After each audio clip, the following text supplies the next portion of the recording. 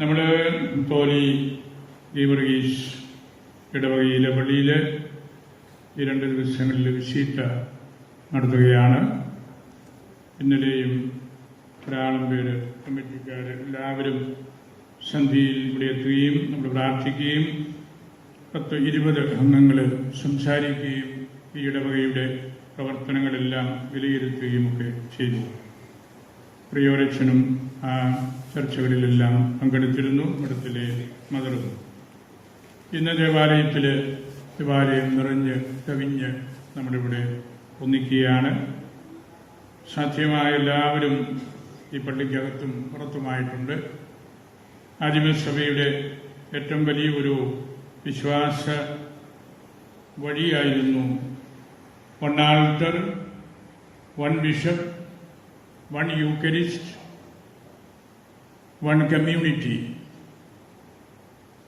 ഒരു അൾത്താര, ഒരു മെത്രാൻ, ഒരു കുർബാന, ഒരു സമൂഹം.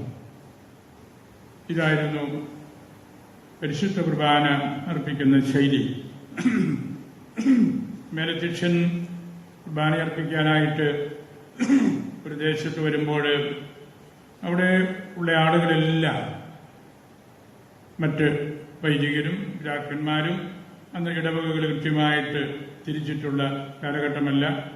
ആ കുർബാനയിൽ വന്ന് പങ്കെടുക്കുക, അങ്ങനെ സത്യസഭയുടെ കത്തോലിക്കാ സഭയുടെ ചൈതന്യം ഇതാണ് എന്ന് അറിയിക്കുക എന്നതായിരുന്നു അത്തരം വിശീട്ടകൾ. അങ്ങനെ ഇന്ന് നമ്മൾ വിചാരിച്ചതിനോട് ചേർന്ന് ഈ പരിശുദ്ധ കുർബാന ഈ ഏക അൾത്താരയിൽ ഒരു കുർബാനയായിട്ട് ഇടവക സമൂഹത്തെ മുഴുവൻ കാണുമ്പോൾ അല്ലെങ്കിൽ അതിൽ പങ്കുചേർക്കുമ്പോൾ നമ്മൾ സത്യസഭയുടെ ചിരപുരാതനമായ കാര്യം മേലധ്യക്ഷ സന്ദർശനം, അതിൻ്റെ അർത്ഥം എന്താണെന്ന് ഇവിടെ വീണ്ടും നമ്മൾ പഠിക്കുകയും മനസ്സിലാക്കുകയുമാണ്. നമ്മുടെ വലിയൊരു ഇടവകയാണ്. 320-ലധികം കുടുംബങ്ങളുണ്ട്. 40-ലധികം ദളിത് ക്രൈസ്തവ ഭവനങ്ങളുണ്ട്. നമ്മുടെ രൂപതയുടെ വലിയൊരു ശക്തിയാണ് ദളിത് കുടുംബങ്ങൾ. രൂപതയുടെ 1/7 ഭാഗം അവരാണെന്ന് പറയുമ്പോൾ നമ്മുടെ ഈ രൂപതയുടെ ഐഡന്റിറ്റിയുടെ പ്രധാനപ്പെട്ട ഒരു കാര്യം ആ സഹോദരങ്ങളാണെന്നുകൂടെ നമ്മൾ മനസ്സിലാക്കണം.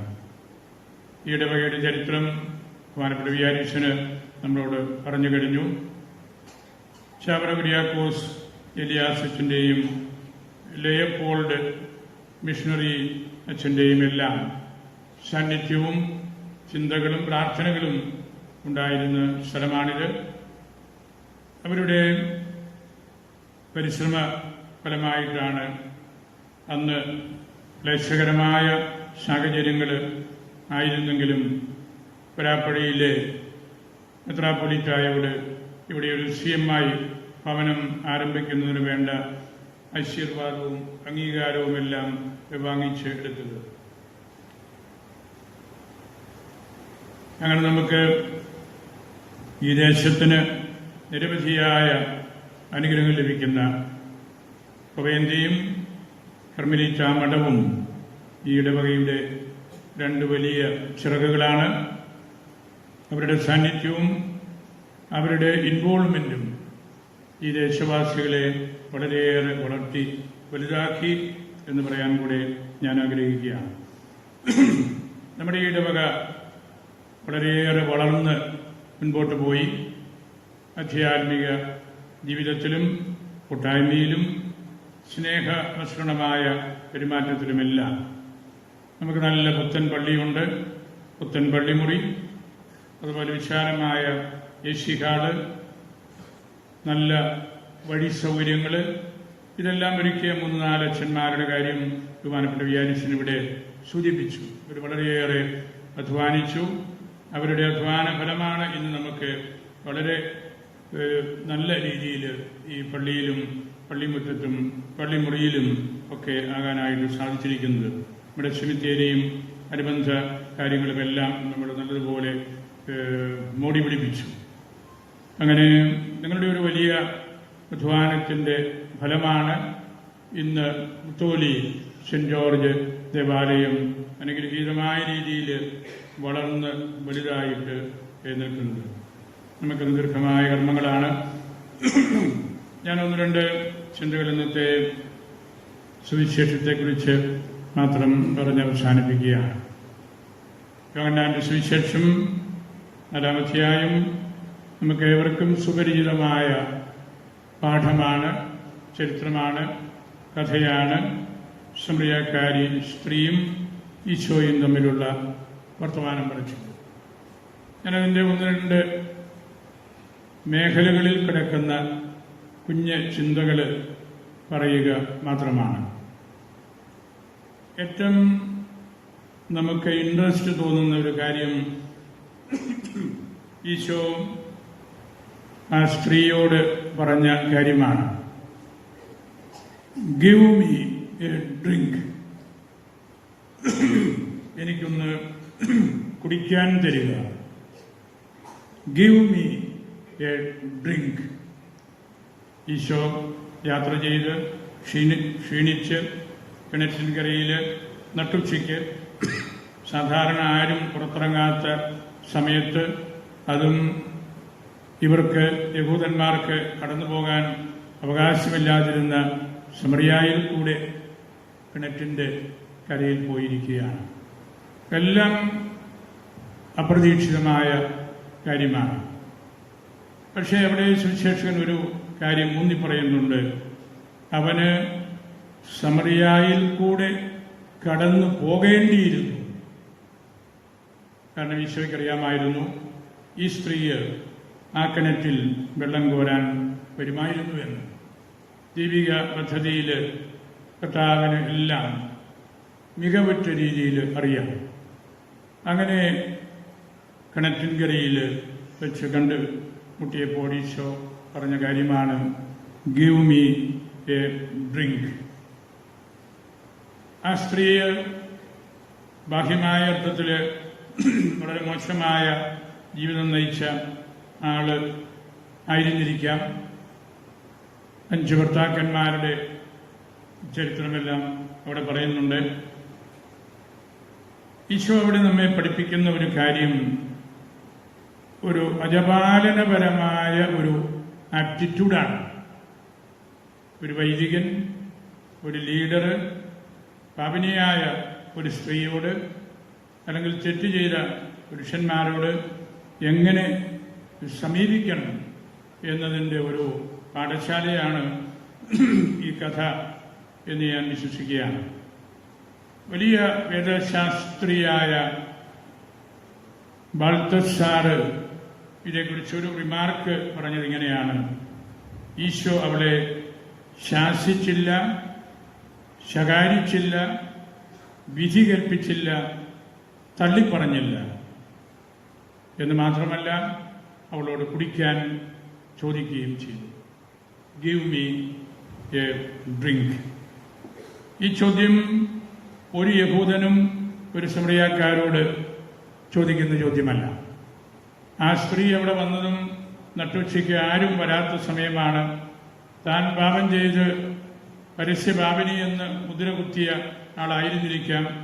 അതേക്കുറിച്ചൊരു സംസാരം ഉണ്ടാകാതിരിക്കാൻ വേണ്ടിയാണ് നട്ടുച്ചയ്ക്ക് ആ സ്ത്രീയും വെള്ളം കോരി തിരിച്ചു പോകാം എന്ന് കരുതി വന്നത്. അപ്പോഴാണ് ഒരു ടേസ്റ്റി വാണ്ടറർ, വളരെ ദാഹിച്ചു വലഞ്ഞ ഒരു യാത്രക്കാരൻ ഈശോ അവിടെ വരുന്നതും അവളോട് വർത്തമാനം പറയുന്നതും.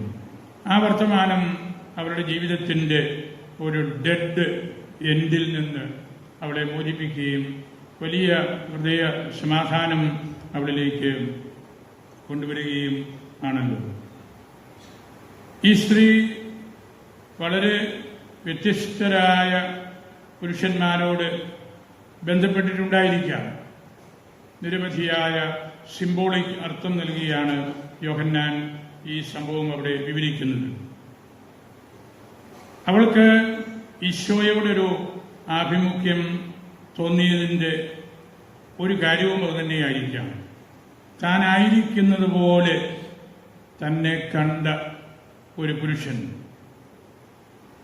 ഇതുവരെയും ഇതുപോലെ ഒരു പുരുഷനെ അവൾ കണ്ടിട്ടില്ല. തന്നിൽ നിന്ന് ഒന്നും ആഗ്രഹിക്കാത്ത ഒരു പുരുഷൻ, അതും വളരെ പ്രധാനപ്പെട്ട കാര്യമാണല്ലോ. തെറ്റ് ചെയ്തിട്ടും വിമർശിക്കാത്ത ഒരു പുരുഷൻ. അവൾ ഇതുവരെ കണ്ട എല്ലാവരിൽ നിന്ന് വ്യത്യസ്തനായ ഒരു വ്യക്തിയെയാണ് ഈ ഈശോയിൽ കണ്ടത്. അങ്ങനെ ആ വലിയ കണ്ടുമുട്ടലിലൂടെ, വർത്തമാനത്തിലൂടെ തൻ്റെ ജീവിതത്തിൻ്റെ അനന്തവിശാലമായ സാധ്യതകളിലേക്ക് ആ സ്ത്രീ കടന്നു പോവുകയാണ്. കർത്താവ് വളരെയേറെ ക്ഷീണിച്ച് ഇരിക്കുകയായിരുന്നു.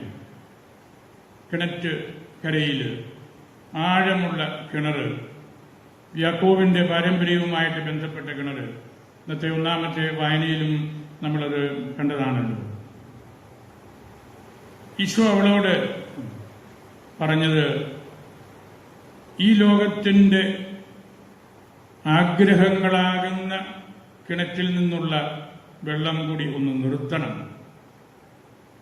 ഈ വെള്ളം കുടിക്കുന്തോറും വീണ്ടും വീണ്ടും ദാഹിക്കുകയുള്ളൂ.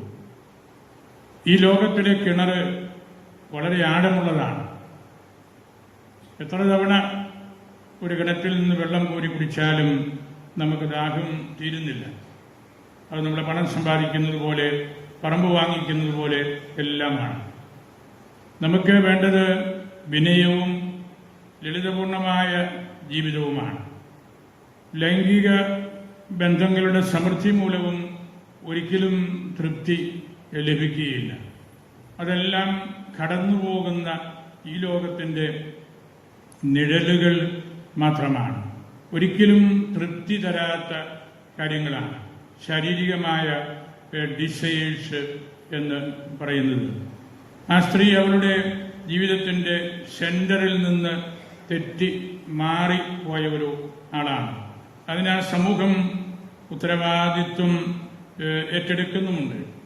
അങ്ങനെ വളരെ കറപ്റ്റിബിളായിട്ടുള്ള ഈ ലോകത്തിൽ നിന്ന് ഒരിക്കലും പറ്റാത്ത ദൈവകൃപയുടെ ആ ഒരു വലിയ കാര്യത്തിലേക്ക് ഈശോ ഈ സ്ത്രീയെ കൂട്ടിക്കൊണ്ട് പോകുന്ന കഥയാണ് നമ്മളിവിടെ കാണുന്നതും പഠിക്കുന്നതുമെല്ലാം. ഈശോയ്ക്ക് സമറിയായിലൂടെ കടന്നു പോകേണ്ടിയിരുന്നു. ഈ സ്ത്രീയെ കാണുന്നതിനും അവളെ മാനസാന്തരപ്പെടുത്തുന്നതിനും അവൾ വഴി വലിയൊരു സമൂഹം ഈശോയിലേക്ക് കടന്ന് വരുന്നതിനും വേണ്ടിയായിരുന്നു. യഹൂദരുടെ യൂദയായും സമറിയാക്കാരുടെ സമറിയായും വിജാതീയരുടെ ഗലീലിയും, ഇതായിരുന്നു അവിടുത്തെ മൂന്ന് വലിയ സംവിധാനങ്ങൾ. യഹൂദരുടെ യൂദയ, സമറിയാക്കാരുടെ സമറിയ, വിജാതീയരുടെ ഗലീലി. യൂദയായിൽ യഹൂദനായ നിക്കോദേമോസിനെ ഈശോ കണ്ടുമുട്ടി. നിക്കോദേമോസ് ഈശോ ദൈവത്തിൽ നിന്നുള്ള യഥാർത്ഥ ദൈവമാണെന്ന് പ്രഖ്യാപിച്ചു. സമറിയായിലെ സിക്കാർ പട്ടണത്തിൽ വച്ച് സമറിയാക്കാരിയെ കണ്ടുമുട്ടുന്നു. അവളും ഈശോ രക്ഷകനാണെന്ന് തിരിച്ചറിയുകയാണ്. തുടർന്ന് ഗലീലിയായിൽ, ജാതിയരുടെ ഗലീലിയായിൽ എത്തിയപ്പോൾ അവിടെ രാജ്യസേവകനും കുടുംബവും മുഴുവനും ഈശോയിലേക്ക് കടന്നു വന്നു. ഈ മൂന്ന് സംഭവങ്ങൾ സുവിശേഷത്തിൻ്റെ നിർണായകമായ സ്ഥാനത്ത് നിൽക്കുന്ന കാര്യങ്ങളാണ്. ഈശോയ്ക്ക് സമറിയായിലൂടെ കടന്ന് പോകേണ്ടി വന്നു. 5 ഭർത്താക്കന്മാര് നിനക്കില്ലേ എന്ന് ഈശോ ചോദിച്ചപ്പോൾ ആ സ്ത്രീ ഭയന്ന് നിലവിളിച്ചിട്ടുണ്ടാവണം. വേദപുസ്തകത്തിൻ്റെ ചിന്തകളിൽ നമ്മൾ നോക്കുമ്പോൾ ആ 5 ഭർത്താക്കന്മാര് സമറിയായിലെ 5 ദൈവങ്ങളാണ്. അവിടെ 5 സ്ഥലത്തു നിന്ന് കുടിയേറി പാർത്ത ആളുകളാണ്. കുടിയേറ്റക്കാരായിട്ട് ആളുകൾ വരുമ്പോൾ അവരേത് ദൈവത്തിൽ വിശ്വസിച്ചുവോ ആ ദൈവവിചാരങ്ങളും വിഗ്രഹങ്ങളുമായിട്ടാണ് അവർ വരുന്നത്. 5 ഭർത്താക്കന്മാര് നിനക്കില്ലേ, ശമറിയാക്കാർക്കില്ലേ എന്ന് ചോദിക്കുമ്പോൾ 5 ദൈവങ്ങളിൽ വിശ്വസിക്കുന്ന വിജാതീയര് അല്ലെങ്കിൽ യഹൂദന്മാർക്ക് ഇഷ്ടമില്ലാത്ത ഒരു ജനതതി എന്നാണ് അതിൻ്റെ അർത്ഥം.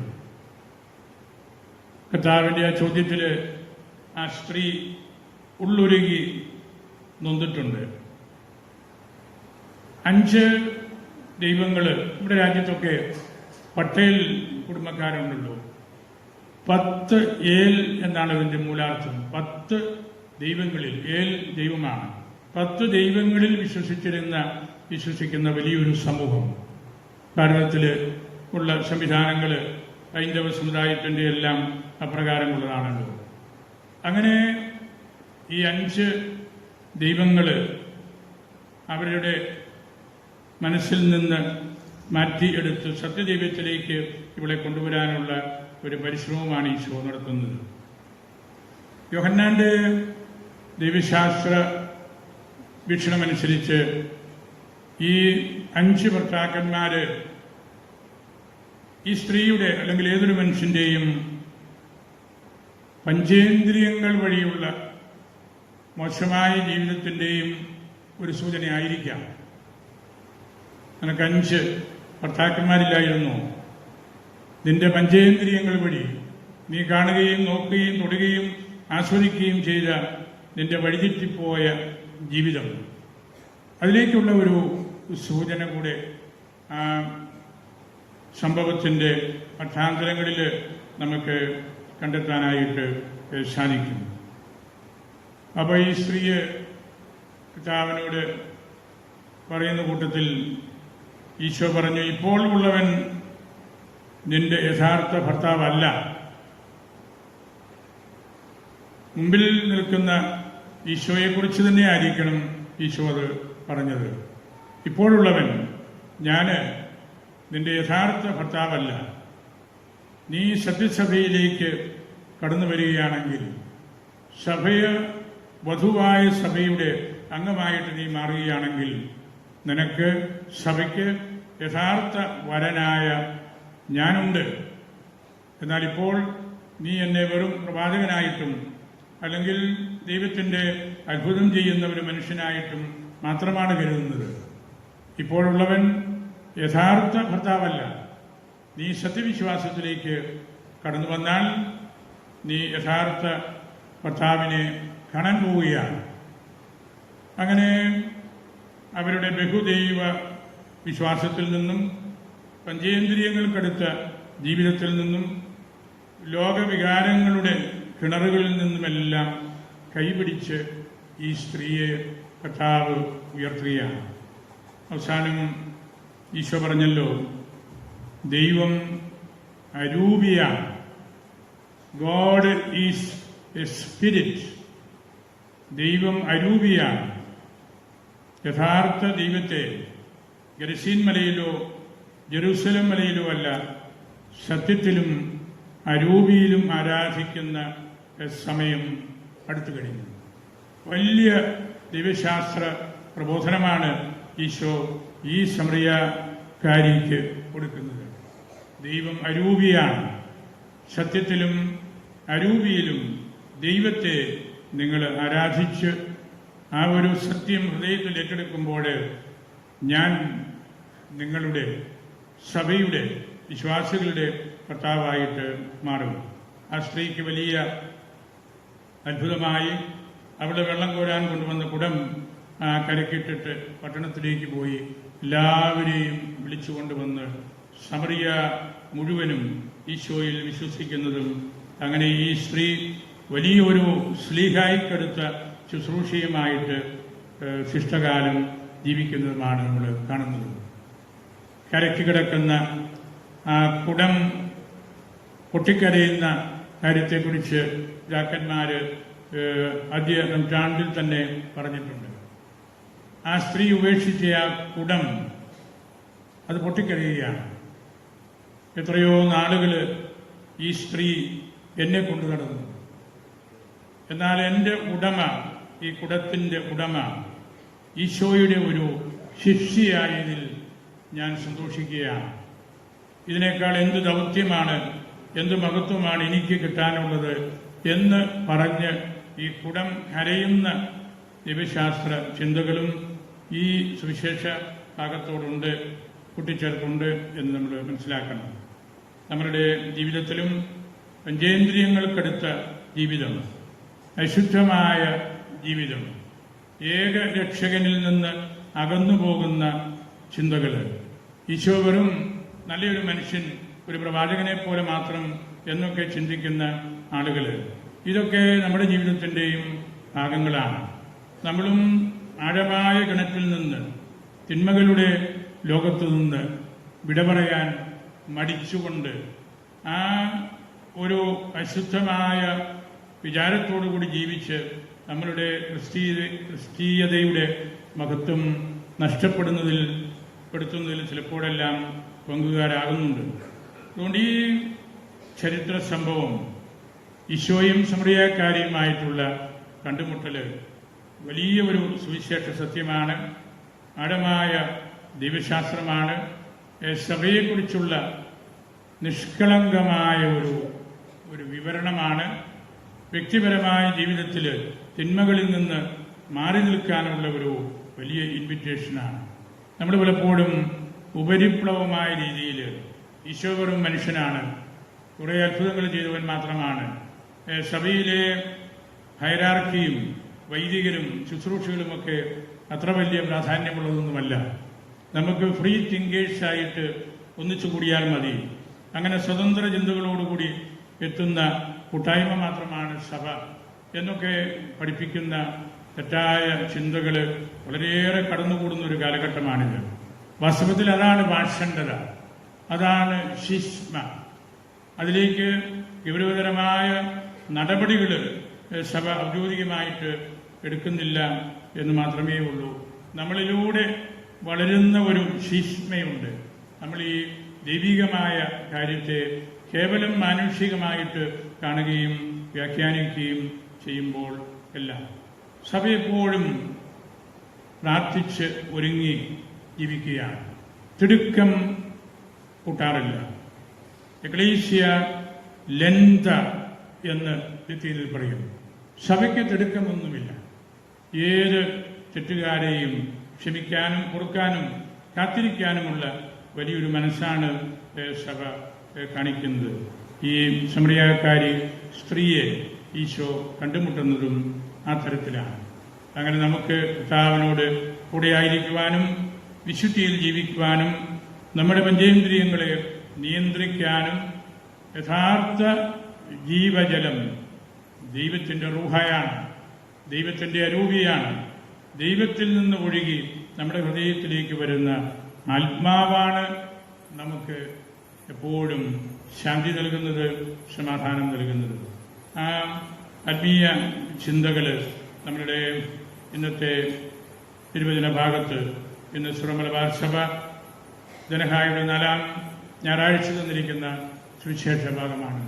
സമറിയാക്കാരി സ്ത്രീ, ആ സ്ത്രീക്കുള്ളിൽ നടക്കുന്ന പരിവർത്തനങ്ങളും മനസാന്തരവും, അവൾ പട്ടണത്തിലേക്ക് ഓടുന്ന ആ ഒരു ഓട്ടവും, ഉപേക്ഷിച്ചു പോയ ആ കുടവും, എല്ലാ പട്ടണവാസികളെയും വിളിച്ചുകൊണ്ട് കർത്താവിൻ്റെ പക്കൽ വരുന്നതുമെല്ലാം നമ്മുടെ ജീവിതത്തിൻ്റെ അടിസ്ഥാന ഭാഗങ്ങളായിട്ട് മാറണം.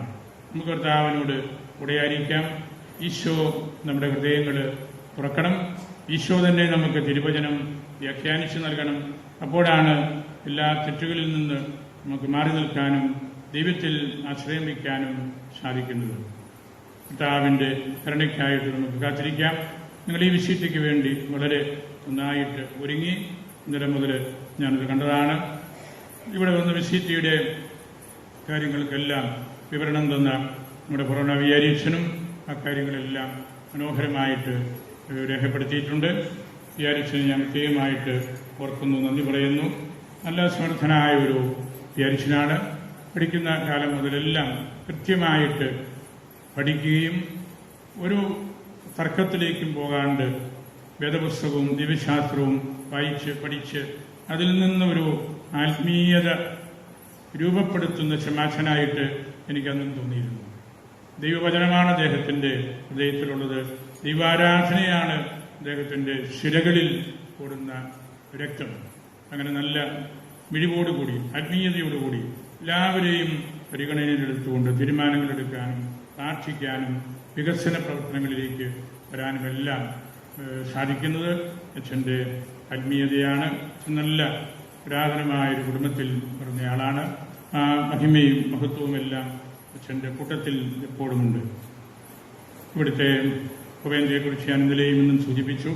നമുക്ക് വലിയ കാരുണ്യം ലഭിക്കുന്ന ഇടങ്ങളാണത്. മനുഷ്യരെക്കുറിച്ച് പറയാനുണ്ടല്ലോ, മനുഷ്യൻ ഒറ്റച്ചിറകുള്ള ആത്മാവാണ്. മനുഷ്യൻ ഒറ്റച്ചിറകുള്ള ആത്മാവാണ്. ഒറ്റച്ചിറക് കൊണ്ട് നമുക്ക് പറക്കാൻ സാധ്യമല്ല. പറക്കണമെങ്കിൽ നമുക്കൊരു ചിറക് കൂടെ വേണം. ആ ചിറകാണ് നമുക്കിവിടെയുള്ള മറ്റ് സംവിധാനങ്ങളെല്ലാം. നമ്മുടെ കവേന്ദ്രകൾ, നമ്മുടെ മഠം, ഇവിടുത്തെ കുടുംബങ്ങൾ, ഇതെല്ലാം ഈ രണ്ടാമത്തെ ചിറകാണ്. അങ്ങനെ ഇരു ചിറകുകളോടുകൂടി ജീവിക്കാനായിട്ട് ഈ അരിശനും മറ്റുള്ളവർക്കും കഴിയണം. ശബര പുണ്യവാന്റെ ആ ഒരു വലിയ ആത്മീയ വിശുദ്ധി, നവോത്ഥാന നായകനെന്നുള്ള ആ ഒരു വലിയ കീർത്തി, അദ്ദേഹത്തിന്റെ ശ്രീയാനി പാണ്ഡിത്യം, നേതൃത്വ പാഠവും, ഇതര മതസ്ഥരോടുള്ള അദ്ദേഹത്തിന്റെ ആ ഒരു വലിയ തുറവി, ദളിതർക്കും സാധാരണക്കാരായ സ്ത്രീകൾക്കും മറ്റുള്ളവർക്കൊപ്പം സ്കൂളിൽ വന്ന് പഠിക്കാനും ഇംഗ്ലീഷ് പഠിക്കാനും സംസ്കൃതം പഠിക്കാനും എല്ലാം അദ്ദേഹം തുറന്നുകൊടുത്ത വഴികൾ, അതൊന്നും ഭാരതത്തിൽ തന്നെയും മറ്റാരും ആ കാലഘട്ടങ്ങളിൽ ചെയ്യാത്ത കാര്യമാണ്. ഇതെല്ലാം നമുക്ക് വലിയ അനുഗ്രഹമാണ്. ചാവറ പുണ്യവാനും ലിയോപോൾഡ് അച്ഛനും അവരുടെ ആ ഒരു അടിത്തറയാണ് CMI കോൺഗ്രിഗേഷന്റെയും പിന്നീട് അതിസമ്പന്നമായ ആത്മീയതയുള്ള CMC കോൺഗ്രിഗേഷന്റെയും ഒക്കെ പിന്നിലുള്ളത്. എലിയ പ്രവാചകന്റെ ആ ഒരു കത്തിജ്വലിക്കുന്ന ആത്മീയത, ഇതെല്ലാം ഈ ഇടവകയിൽ നമുക്കുണ്ട്. അവരുടെ സ്കൂളുകൾ, ടീച്ചേഴ്സ് ട്രെയിനിങ് സ്കൂള്, മറ്റ് പള്ളിക്കൂടങ്ങൾ, അതെല്ലാം എത്രയോ ആളുകൾക്ക്, നാനാജാതി മതസ്ഥർക്ക് ഉപകാരം കിട്ടുന്ന കാര്യങ്ങളാണ്. വളരെ സമർത്ഥരായ അധ്യാപകർ ഈ ഇടവകയിൽ നിന്നുണ്ട്. നമ്മുടെ കോളേജിലും മെഡിസിറ്റിയിലുമെല്ലാം ശുശ്രൂഷകനാണ് ഡി മാത്യു സാറ്. അദ്ദേഹമാണ് നമ്മുടെ രൂപതയുടെ ചരിത്രം ബൃഹത്തായ ഗ്രന്ഥം ക്രോഡീകരിച്ചതിൽ മുഖ്യ സ്ഥാനത്ത് നിന്നത്. ഈ ഇടവകയിലെ മറ്റ് എല്ലാവരെയും, ഇവിടെ എല്ലാവരും, എനിക്ക് അനേകം ആളുകളെ ഈ പള്ളിയിലിരിക്കുന്ന പല ചേട്ടന്മാരെയും എനിക്ക് നന്നായിട്ട് അറിയാം. പുരാതന കുടുംബക്കാരാണ് നിങ്ങൾ. അങ്ങനെ നിങ്ങളുടെ വലിയൊരു സാന്നിധ്യം ഇവിടെയുണ്ട്. ദളിത് ക്രൈസ്തവരെ നമ്മൾ വിട്ടുകളയരുത്. അവർ നമ്മളുടെ രൂപതയുടെ തനിമയുടെ ഒരു ഭാഗമാണ്. പരിശുദ്ധ പിതാവ് ക്രിസ്മസ് രാത്രി പറഞ്ഞല്ലോ, പാവപ്പെട്ടവരെ തള്ളിക്കളയുന്നവര് ദൈവത്തെയാണ് തള്ളിക്കളയുന്നത്. പാവപ്പെട്ടവര് സഭയുടെ അൺഡിവൈഡഡ് ട്രഡീഷനാണ്. പരിശുദ്ധ പിതാവിന്റെ ഷാർപ്പായിട്ടുള്ള ചിന്തകളാണത്. ഇതെല്ലാം നമ്മുടെ രൂപതയെ സംബന്ധിച്ച് ഏറ്റവും പ്രധാനപ്പെട്ട കാര്യങ്ങളാണ്. നമ്മൾ തിരിച്ചറിയണം. നമുക്ക് പരിശുദ്ധ അൽഫോൻസാമയോടും പ്രാർത്ഥനകൾ യാചിക്കാം. മാർ ഗീവർഗീസിന്റെ ശക്തി എന്നും നമ്മുടെ കൂട്ടത്തിൽ ഉണ്ടായിരിക്കട്ടെ എന്ന് പ്രാർത്ഥിച്ച് എൻ്റെ വാക്കുകൾ